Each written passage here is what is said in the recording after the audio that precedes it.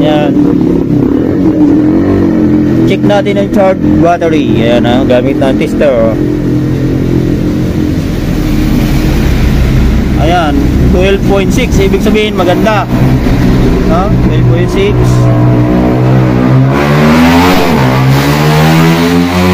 Oh, grabe. Ingay nun ah. Ayan. Check natin. Okay. Okay. Okay.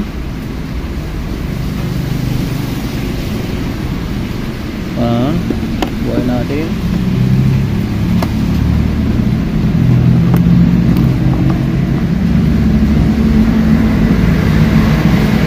Okay, 12. 12. Okay. Okay. Ayan o, good lahat.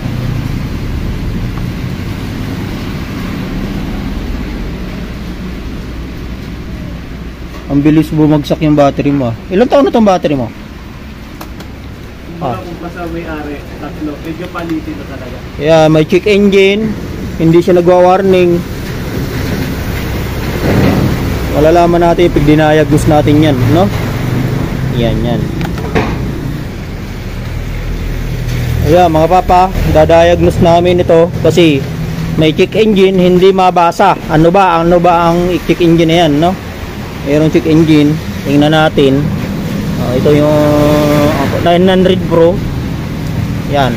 Saksak natin sa keyline. Ganyan na pagsaksak niya sa keyline. Madali lang mga paps, no? Okay na. Pasaksak na. Ngayon, o-open natin yan kung magkakaroon. Ito, pindot muna. Ayan, mayroon kasing check engine. Ngayon, dadiagnose natin.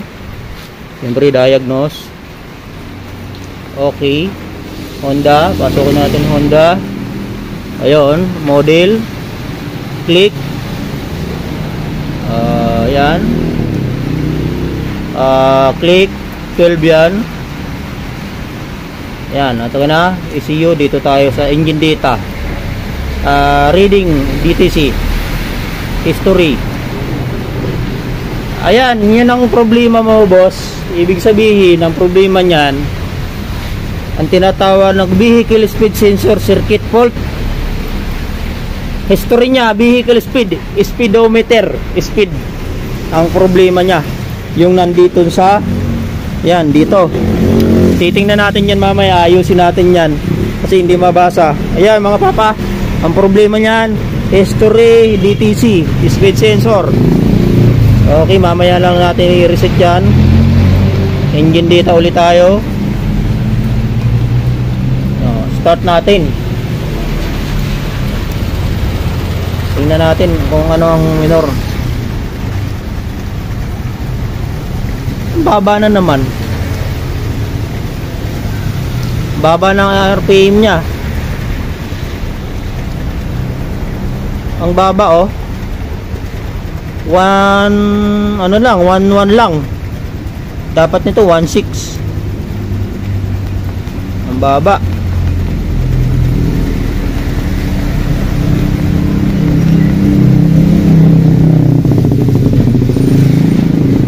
Yan oh. Bumababa, naging 1,000 na lang. Ayan. Kailangan 1.6 yan. Yan, yan. Oh, yan. Ito nalulo na ang battery mo. Mahina. Nagkakaroon ng ano. Yan, yan, lilinisin yan, okay? Alam na ang problema.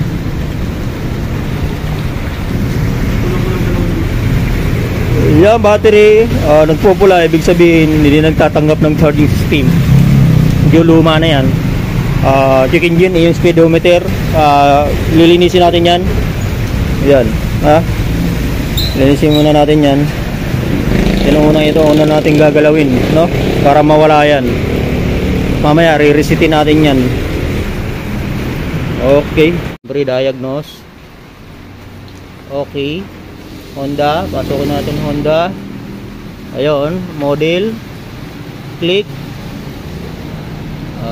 Yan. Click. 12 yan. Yan, ito na. ECU, dito tayo sa engine data. Reading DTC. History.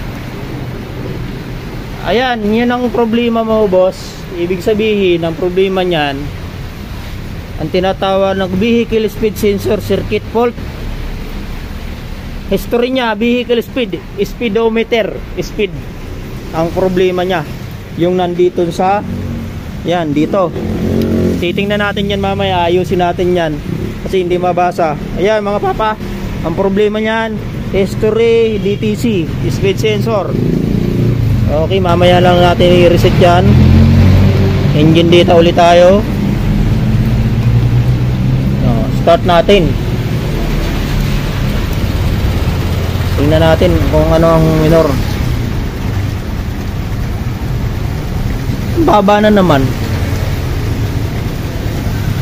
Baba ng RPM nya. Ang baba oh. 1 ano lang, 1.1 lang. Dapat nito 1.6. Ang baba.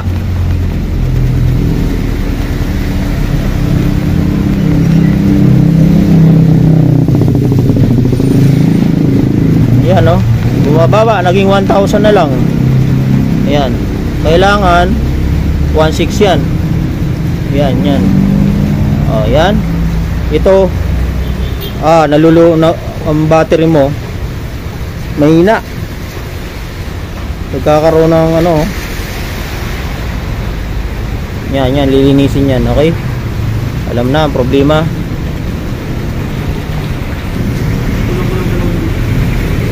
Yan, battery nagpupula, ibig sabihin hindi nagtatanggap ng charging system. Medyo luma na yan. Check engine, yung speedometer, lilinisin natin yan. Yan, linisin muna natin yan. Una natin gagalawin, no? Para mawala yan. Mamaya re-resetin natin yan. Okay.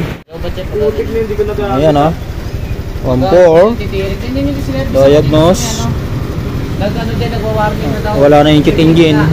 Battery la, palitin ng battery. Kailangan kasi magpalit battery yan. Okay.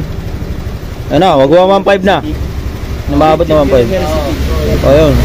Marami nag-aaral yun eh. Ayun. Hindi ko nag-aaral pa rin talaga. Kahit ako pre, araw-araw.